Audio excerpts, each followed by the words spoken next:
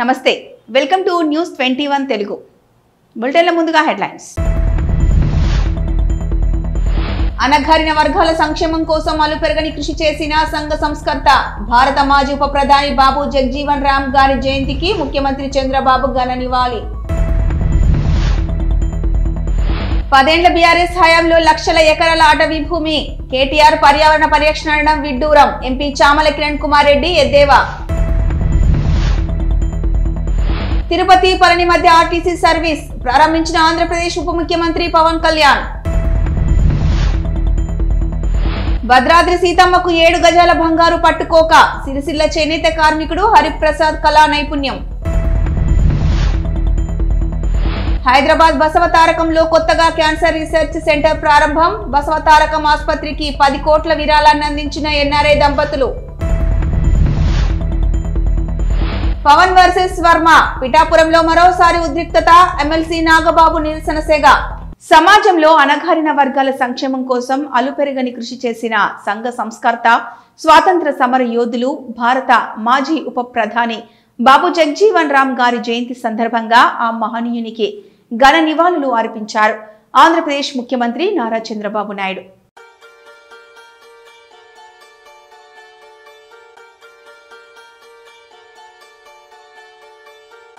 కేటీఆర్ మాటలకు అడ్డు అదుపు లేకుండా పోతోందని 3 ఏళ్లల్లా అధికారంలోకి వస్తాడంట. కొన్నవారి దగ్గర నుంచి భూమి తిరిగి లాక్కుంటాడంట. అసలు ఆ భూములను అమ్ముతామని ఈయనకు ఎవరు చెప్పారు? కంచె గచ్చిబౌలి భూములను అభివృద్ధి చేస్తాం తప్ప అమ్మే ప్రసక్తి లేదు.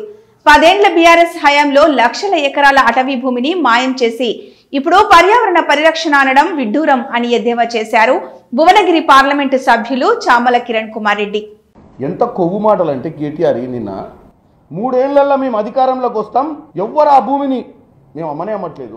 ఆయన ఇచ్చే స్టేట్మెంట్, ఎవరన్నా ఆ భూమి దిక్కు చూసినా ఆ భూమిలో గజం కొన్నా ఊడబిక్కుంటాడట వచ్చి. మరి నేను చెప్పిన భూములన్నీ దారదత్తం చేసిరు కదా మీరు. మరి వీళ్ళందరినీ ఒకప్పుడు మేము కూడా కాంగ్రెస్ పార్టీ వాళ్ళము ప్రతిపక్షంలో ఉన్నప్పుడు అట్లాంటి పిచ్చి మాటలు మాట్లాడితే తెలంగాణ భవిష్యత్తు ఏమయ్యేది?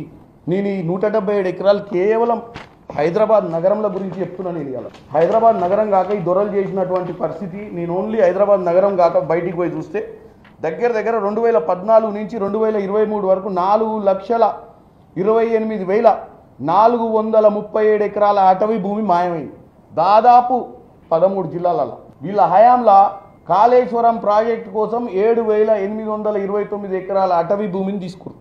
ప్రాజెక్టే ఖతమైపోయింది. దీంట్లో వీళ్ళు అటవీ భూమి తీసుకొని చెట్టు నరికి అందులో ఉన్నటువంటి ఒరిజినల్ అటవీ భూములు, హైదరాబాద్ నడిపోట్లో అడవి ఉందంటే కామెంట్ చేసే వాళ్ళను నేను ఒకటే అంటున్నా, వాళ్ళు ప్రాపర్గా చదువుకున్న వాళ్ళ, లేకపోతే ఎవరో పెట్టిన ఈ బొమ్మల్ని చూసి నిజంగానే హైదరాబాద్ నడిబొడ్ల అడవి ఉందని ఏమైనా భ్రమల బతుకుతురో నాకు అర్థం కావట్లేదు.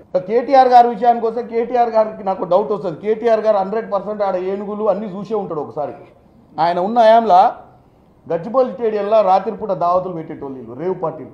ఇక రేవు పార్టీ అంటే తెలుసు, అది వేసుకున్నాక పులులు సింహాలే కనపడతాయి, ఏడబడతాడు రోడ్ల మీద.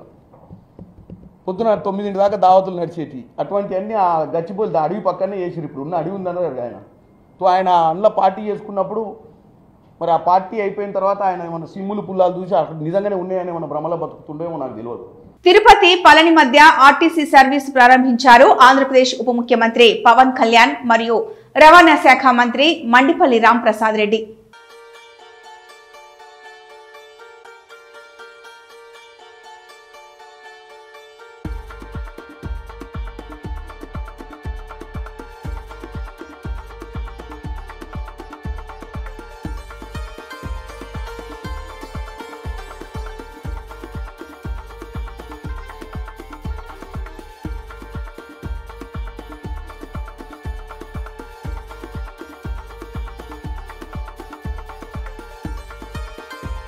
సిరిసిల్లకు చెందిన చేనేత కార్మికుడు హరిప్రసాద్ శ్రీరామనవమి సందర్భంగా పట్టు వస్త్రాలను నేశాడు. 10 రోజుల పాటు శ్రమించి పట్టు చీరపై భద్రాద్రి ఆలయ మూల విరాట్ను వేశాడు. చీరపై శ్రీరామ రామ రామేతి శ్లోకాన్ని 51 సార్లు వచ్చేలా నేశాడు. 1 గ్రామ్ గోల్డ్ జరీ పట్టుతో నేసిన ఈ 7 గజాల చీర బరువు 800 గ్రాములు. ఏటా సీతారాముల కళ్యాణానికి పట్టు వస్త్రాలు నేసే అవకాశం సిరిసిల్ల నేతన్నలకు కల్పించాలని సీఎం రేవంత్ రెడ్డికి చేనేత కార్మికుడు విజ్ఞప్తి చేశారు.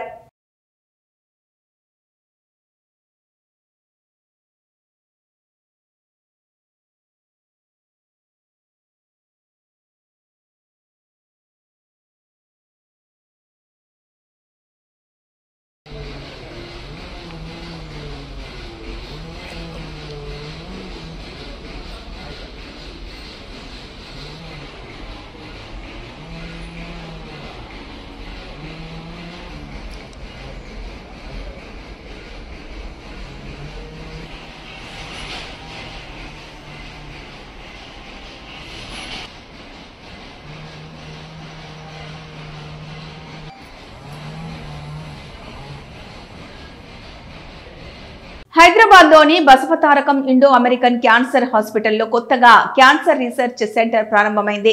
ఈ కార్యక్రమాన్ని హాస్పిటల్ చైర్మన్ నందమూరి బాలకృష్ణ ప్రారంభించారు. ఈ రీసెర్చ్ సెంటర్ ఏర్పాటుకు ఎన్ఆర్ఐ దంపతులు సుద్నగుంట కళ్యాణి మరియు ప్రసాద్ 10 కోట్ల విరాళాన్ని అందించారు. ఈ సందర్భంగా బాలకృష్ణ మాట్లాడుతూ హాస్పిటల్ స్థాపన వెనుక ఉన్న ఆశయాలను, దాని ప్రస్తుత విజయాలను వివరించారు. బాలకృష్ణ మాట్లాడుతూ మా నాన్న ఎన్టీఆర్ గారి ఆశయంతో ఈ హాస్పిటల్ స్థాపించబడింది. నటన ఎలా ఉంటుందో ప్రపంచానికి చూపించిన దైవం నా తండ్రి. కలల సాకారంగా ఈ హాస్పిటల్ రూపుదిద్దుకుంది. క్యాన్సర్ వ్యాధితో బాధపడే వారికి అత్యుత్తమ చికిత్సను అందించాలనే లక్ష్యంతో ఈ సంస్థ పనిచేస్తోందని అన్నారు. 2000 సంవత్సరంలో 110 బెడ్లతో ప్రారంభమైన ఈ హాస్పిటల్ నేడు 650 బెడ్ల సామర్థ్యంతో వరల్డ్ క్లాస్ క్యాన్సర్ హాస్పిటల్ గా ఎదిగిందని ఆయన గర్వంగా చెప్పారు. కొత్త ఏడాదిలో కొత్త రీసెర్చ్ సెంటర్ ను ఏర్పాటు చేసి క్యాన్సర్ పరిశోధనలను మరింత అభివృద్ధి చేయడం ఒక శుభారంభం అని బాలకృష్ణ తెలిపారు.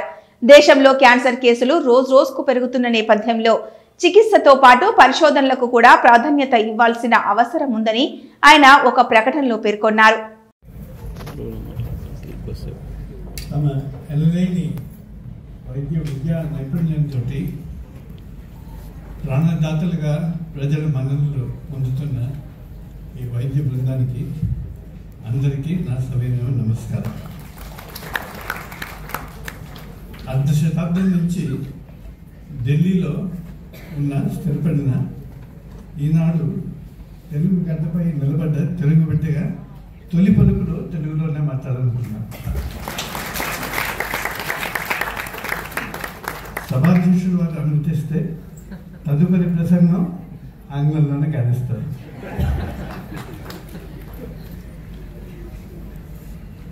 Indeed, it's very timely that this particular institution has emerged.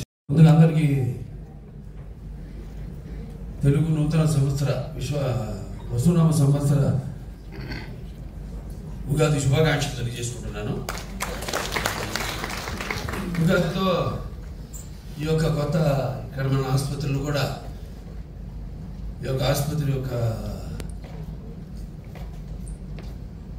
ఎవరైతే ఈ ఆసుపత్రిని ఒకళ్ళ కళను సఫలం చేయడానికి ఉద్దేశంతో ఈ ఆసుపత్రిని స్థాపించబడిందో వారి అన్ని విషయాలు కూడా అటు ఆ పుణ్య దంపతులు విశ్వవిఖ్యాత నట సార్వభౌమ నటరత్న తెలుగుదేశం పార్టీ వ్యవస్థాపకులు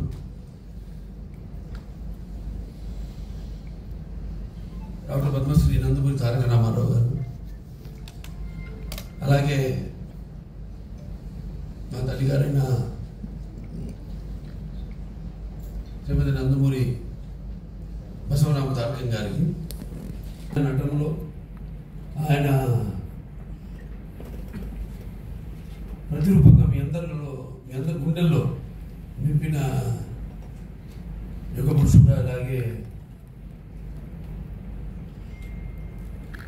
విశ్వ నట రూపం ఎలా ఉంటుందో చూపించిన కారణ జన్ముడు నా తండ్రి గురువు దైవం ఆయన మా తండ్రి గారికి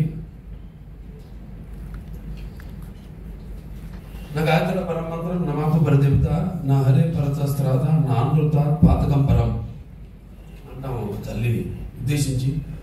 అలాగే తండ్రిని యస్మాత్ పార్థవిద ప్రాదుర్భూతన భక్తి గురుణ సంతులు మాంసి శాస్త్రం తస్మై సర్వజ్ఞం గుర్తే పితృ వాగత సంపర్తో వాగత పతిపతే జగతో పితృ వందే భారతీ పరమేశ్వరు. సో అలా ఈ యొక్క దేహాన్ని నాకు ఇచ్చినందుకు ఈ ఆసుపత్రి నాడు ఒక చైర్మన్గా అయితేనేమి, లేకపోతే నటనలో ఆయనకి వాచోడుగా అయితేనేమి, లేకపోతే అటు హిందూపూర్ ఒక శాసనసభ్యుడిగానైతేనేమి, ఇలా ఎన్ని అవకాశాలు నాకు దక్కడం అనేది అది ఆ తల్లిదండ్రుల వాళ్ళ యొక్క బిడ్డగా పుట్టినందుకు నా పూర్వజులు సుకృతంగా భావిస్తూ మరి ఈనాడు ఈ వేదికను అలంకరించిన వాటి ముఖ్య అతిథిగా అయిన శ్రీనాథ్ రెడ్డి గారు, public health foundation of India professor, distinguished professor ఆయన. అలాగే మా research and development president G H Mohan గారికి, అలాగే క్యాన్సర్ హాస్పిటల్ రీసెర్చ్ ఇన్స్టిట్యూట్, ఇటు ఆసుపత్రి, అటు రీసెర్చ్ IIRF మన research and development board member మా సహచరులు డాక్టర్ జేఎస్ఆర్ ప్రసాద్ గారికి, అలాగే కాకినాడ జిల్లా పిఠాపురంలో మరోసారి ఉద్రిక్తత పరిస్థితులు నెలకొన్నాయి. ఎమ్మెల్సీ నాగబాబు పర్యటనను టీడీపీ కార్యకర్తలు అడుగడుగునా అడ్డుకున్నారు. టీడీపీ జనసేన నేతలు బలాబలాలు ప్రదర్శించుకున్నారు. నాగబాబు కుమారాపురంలో పర్యటించిన సందర్భంలో జై వర్మ, జై టీడీపీ అంటూ టీడీపీ కార్యకర్తలు నినాదాలు చేశారు. జై జనసేన, జై కళ్యాణ్ బాబు అంటూ జనసేన కార్యకర్తల ప్రతి నినాదాలు చేశారు.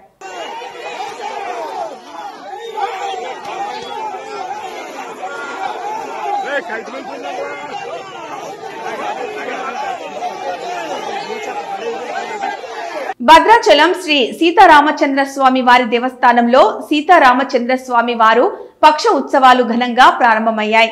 ఉగాది నుండి వసంత పక్ష ప్రయుక్త శ్రీరామనవమి తిరు కళ్యాణ బ్రహ్మోత్సవములు జరుగుతున్నాయి.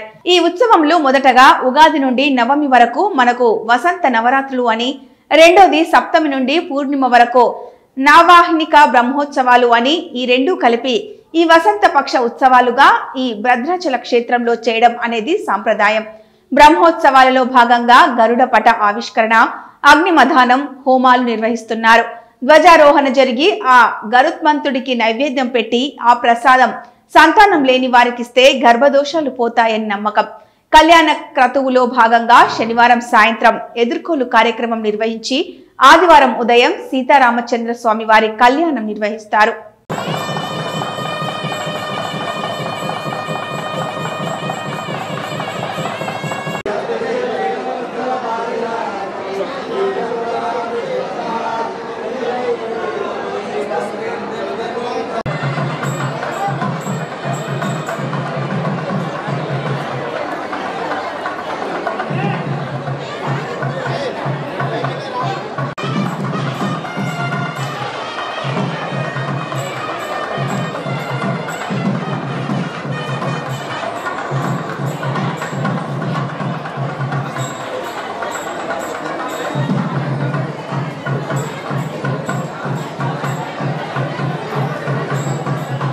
నెల్లూరు జిల్లాలో వైసీపీ ప్రభుత్వం చేపట్టిన ఇళ్ల నిర్మాణాల్లో 120 కోట్ల మేర అవినీతి జరిగినట్లు నిర్ధారణ అయ్యిందని గృహ నిర్మాణ శాఖ మంత్రి పార్థసారథి వెల్లడించారు.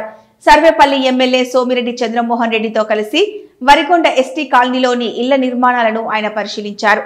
లబ్ధిదారులతో మాట్లాడి పూర్తి నాణ్యతతో పక్కా ఇల్లు నిర్మిస్తామని చెప్పారు. అక్రమాలపై విచారణ జరిపే చట్టపరమైన చర్యలు తీసుకుంటామని మంత్రి హెచ్చరించారు.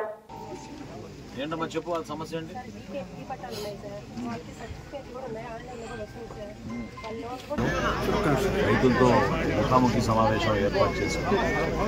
నాతోటి మా ప్రభుత్వ విప్పు ఏలూరు శాసనసభ్యులు శ్రీధర్ గారు, అదేవిధంగా తిరుపతి ఎమ్మెల్యే శ్రీనివాసు గారు, జిల్లా అధ్యక్షులు ప్రొఫెసర్ గారు అందరం కూడా కలిసి ఈ ప్రాంతంలో ఉన్న రైతాంగాన్ని కలిసినప్పుడు కొన్ని వివరాలు తెలుసుకుని నిజంగా మేము కూడా ఆశ్చర్యపోయాం. 376 రైతు సహాయ కేంద్రాలు ఏర్పాటు చేసి దాదాపు 74,000 మెట్రిక్ టన్నులు మా కూటమి ప్రభుత్వం కొనుగోలు చేస్తాం. కొనుగోలు చేయడమే కాదు, సుమారు 7,000 మంది రైతులకి 151 కోట్ల రూపాయలు 24 గంటల లోపే వాళ్ళ ఖాతాలోకి జమ చేయడం జరిగింది. గతంలో ప్రజల్ని మభ్యపెట్టి బట్టలు నొక్కాం అని చెప్పిన వైఎస్ఆర్సీపీ ప్రభుత్వం నిజంగా సిగ్గుచేటు. ఎందుకంటే లెక్కలు తీస్తే గత సంవత్సరం ఖరీఫ్ మాసంలో ఇక్కడే తిరుపతి జిల్లాలో కేవలం 6 రైతులకే వాళ్ళు సహాయం అందించారు, ధాన్యం కొనుగోలు చేశారు. 6 రైతుల దగ్గర కూడా 12 లక్షల రూపాయలు ధాన్యం కొనుగోలు చేసి డబ్బులు కూడా కట్టలేదు. అంటే 60 మెట్రిక్ టన్నులు ఎక్కడ, 74,000 మెట్రిక్ టన్నులు ఎక్కడ? ఒకసారి ప్రజలు కూడా అర్థం చేసుకోవాలి. చాలా పారదర్శకంగా, నిజాయితీగా రైతుకి అండగా ఉన్నాం కూటమి ప్రభుత్వం. గౌరవ ముఖ్యమంత్రి గారు చంద్రబాబు నాయుడు గారు, గౌరవ ఉప ముఖ్యమంత్రి గారు పవన్ కళ్యాణ్ గారు నిరంతరం మనం ఈ ప్రాంతంలో ఉన్న రైతాంగానికి నమ్మకం కల్పిద్దామనే నిర్ణయంతో ముందుకొచ్చాం. మిల్లర్లు కూడా ఏ మాటగా మాట వాళ్ళు కూడా చక్కగా సహకరించారు. వారికి బ్యాంక్ గ్యారంటీల విషయంలో కానివ్వండి, రైతుల దగ్గర నుంచి మేము ధాన్యం కొనుగోలు చేసినప్పుడు తేమ శాతం విషయంలో కానీ, గోతాల విషయంలో కానీ ఎక్కడ కూడా పొరపాటు లేకుండా ఒక నమ్మకమైన ప్రక్రియని ప్రజల్లోకి తీసుకెళ్ళాలి. ఖచ్చితంగా రాబోయే రోజుల్లో ఇక్కడున్న అధికార యంత్రాంగం మా జేసీ గారి ఆధ్వర్యంలో ప్రతి రైతు సహాయ కేంద్రాల్లో కూడా ధాన్యం కొనుగోలు మరింత వేగవంతంగా తీసుకెళ్ళడానికి సిద్ధంగా ఉన్నాం. ఖరీఫ్ నుంచి రబీకి వచ్చాం. రబీలో కూడా మాకున్న అంచనాల మేరకు రైతుల దగ్గర కొనుగోలు చేయడానికి సుమారు 56,000 మెట్రిక్ టన్నుల వరకు మేము సిద్ధంగా ఉన్నాం. ఎవరు కూడా ఆధారపడవసరం లేదు. ప్రతి గింజ రైతన్న దగ్గర మేము కొనుగోలు చేసే విధంగా యంత్రాంగం అంతా కూడా సిద్ధంగా ఉంది. స్థానికంగా ఉన్న మా వ్యవసాయ శాఖ అధికారులు, పౌర సరఫరాల శాఖ అధికారులు, రెవెన్యూ సిబ్బంది, ఇక్కడ ఉన్న విజిలెన్స్ సిబ్బంది అందరూ కూడా అంతిమంగా రైతుకి సహాయం చేయాలి, మేలు చేయాలనే ఉద్దేశంతో ఈ రైతు సహాయ కేంద్రాల ద్వారా చేసిన ఈ అద్భుతమైన ధాన్యం కొనుగోలు గతంలో ఎప్పుడు లేని విధంగా మా కూటమి ప్రభుత్వం చేస్తుంది. రాష్ట్ర వ్యాప్తంగా కూడా నిన్నటి వరకు మేము 36 లక్షల మెట్రిక్ టన్నులు ధాన్యం కొనుగోలు చేశాం. 8,300 కోట్ల రూపాయలు రైతుల ఖాతాల్లో 24 గంటల్లోనే మేము జమ చేశాం. సో ఇది చరిత్ర. ఇది అద్భుతంగా కష్టపడి పనిచేసిన ప్రతి ఒక్క అధికారికి మనస్ఫూర్తిగా ఈ సందర్భంగా నేను ధన్యవాదాలు తెలుపుతున్నాను. రబీ మాసంలో కూడా అదే విధంగా ప్రజల్లో ఒక భరోసా నింపే విధంగా మేము ముందుకెళ్తాం. గుంటూరు జిల్లా తెనాలిలో ఎమ్మెల్సీ ఆలపాటి రాజేంద్ర ప్రసాద్ గారి పుట్టినరోజు సందర్భంగా ఆలపాటి శివరామకృష్ణయ్య మెమోరియల్ ట్రస్ట్ ఆధ్వర్యంలో జరుగుతున్న ఒంగోలు జాతీయ స్థాయి ఎడ్ల పంద్యాలు మరియు పశుపాల ప్రదర్శనలో శుక్రవారం సాయంత్రం దెందులూరు ఎమ్మెల్యే చింతమనేని ప్రభాకర్ గారు ముఖ్య అతిథిగా పాల్గొన్నారు. ఈ సందర్భంగా తెనాలి విచ్చేసిన దెందులూరు ఎమ్మెల్యే చింతమనేని ప్రభాకర్ కు స్థానిక తెనాలి తెలుగు యువత ఆధ్వర్యంలో భారీ ఘన స్వాగతం పలికారు. తెనాలి పట్టణంలోని వీధుల్లో బైక్ ర్యాలీ చేపట్టి దెందులూరు ఎమ్మెల్యే చింతమనేని ప్రభాకర్ గారిని భారీ క్రేన్లతో ఏర్పాటు చేసిన గజమాలతో సత్కరించారు.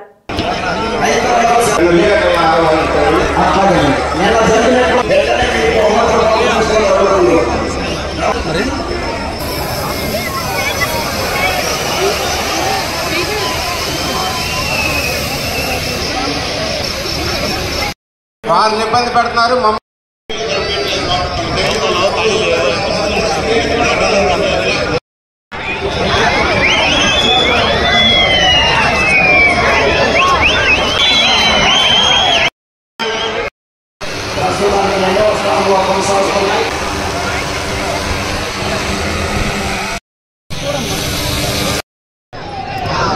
పని చేయాలని అందరూ మాజీ పార్లమెంట్ సభ్యులుగా వారి సేవలు అందిస్తూ ఉన్నారు.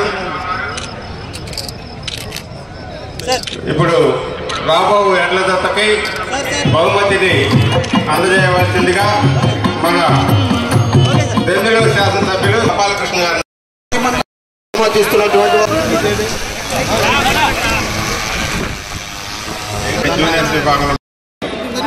ఈరోజు కీర్తిశేషులు ఆలపాటి శివరామకృష్ణయ్య మెమోరియల్ ద్వారా ఒంగోలు జాతీయ స్థాయి ఎడ్ల బల ప్రదర్శన మరియు పశు పాల ప్రదర్శన కార్యక్రమాన్ని ఏర్పాటు చేసినటువంటి నాకు నా చిన్ననాటి నుండి సుపరిచితుడిగా ఉన్నటువంటి అన్న ఆలపాటి రాజేంద్ర ప్రసాద్ గారు మనందరి తరపున ఈరోజు ఈ వేదిక సాక్షిగా జన్మదిన శుభాకాంక్షలు తెలియజేస్తూ రాజకీయాల్లో నాటి నుండి నేటి వరకు అనేక ఒడుదుడుకుల్ని సవిచూసి తట్టుకుని నిన్న జరిగినటువంటి ఎమ్మెల్సీ ఎన్నికల్లో కూడా ఘన విజయాన్ని సాధించినటువంటి రాజేంద్ర ప్రసాద్ గారికి మరి ప్రత్యేకంగా జన్మదిన శుభాకాంక్షలు, అదేవిధంగా విజయోత్సవ శుభాకాంక్షలు తెలియజేసుకుంటూ ఇంకా మరింత ప్రజాసేవలో పాల్గొనాలని, ఆయనకు ఆరోగ్య ఇవ్వాలని. ఐశ్వర్యం మనం ఇవ్వక్కర్లేదు. ప్రజలు ఆర్టీసీ బస్సు సర్వీసులను వినియోగించుకోవాలని రాష్ట్ర వ్యవసాయ శాఖ మంత్రి కింజారపు అచ్చెన్నాయుడు వెల్లడించారు. శ్రీకాకుళం టెక్కలిలో ఆయన టెక్కలి నుండి అమలాపురం వరకు సూపర్ లగ్జరీ, శ్రీకాకుళం నుండి కొత్తూరు వరకు ఎక్స్ప్రెస్ సర్వీసు ఆయన జెండా ఊపి ప్రారంభించారు. మంత్రి బస్సులో ప్రయాణించారు.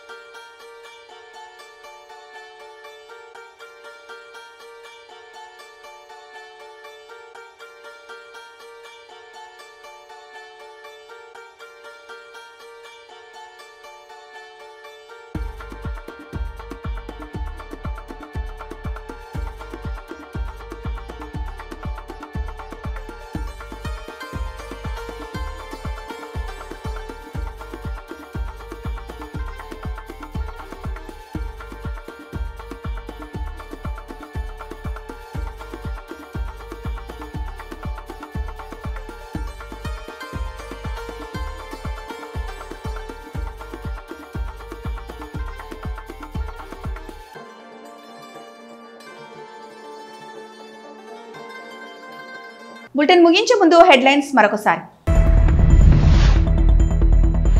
అనగారిన వర్గాల సంక్షేమం కోసం అలుపెరగని కృషి చేసిన సంఘ సంస్కర్త భారత మాజీ ఉప ప్రధాని బాబు జగజీవన్ రామ్ గారి జయంతికి ముఖ్యమంత్రి చంద్రబాబు ఘన నివాళి. 10 ఏళ్ల బీఆర్ఎస్ హయాంలో లక్షల ఎకరాల అటవీ భూమి, కేటీఆర్ పర్యావరణ పరిరక్షణ అనడం విడ్డూరం, ఎంపీ చామల కిరణ్ కుమార్ రెడ్డి ఎద్దేవా. తిరుపతి పళని మధ్య ఆర్టీసీ సర్వీస్ ప్రారంభించిన ఆంధ్రప్రదేశ్ ఉప ముఖ్యమంత్రి పవన్ కళ్యాణ్. భద్రాద్రి సీతమ్మకు 7 గజాల బంగారు పట్టుకోక, సిరిసిల్ల చేనేత కార్మికుడు హరిప్రసాద్ కళా నైపుణ్యం. హైదరాబాద్ బసవతారకంలో కొత్తగా క్యాన్సర్ రీసెర్చ్ సెంటర్ ప్రారంభం, బసవతారకం ఆసుపత్రికి 10 కోట్ల విరాళాన్ని అందించిన ఎన్ఆర్ఐ దంపతులు. పవన్ వర్సెస్ వర్మ, పిఠాపురంలో మరోసారి ఉద్రిక్తత, ఎమ్మెల్సీ నాగబాబు నిరసన సెగ. ఇవి ఈ బులెటిన్ అప్డేట్స్.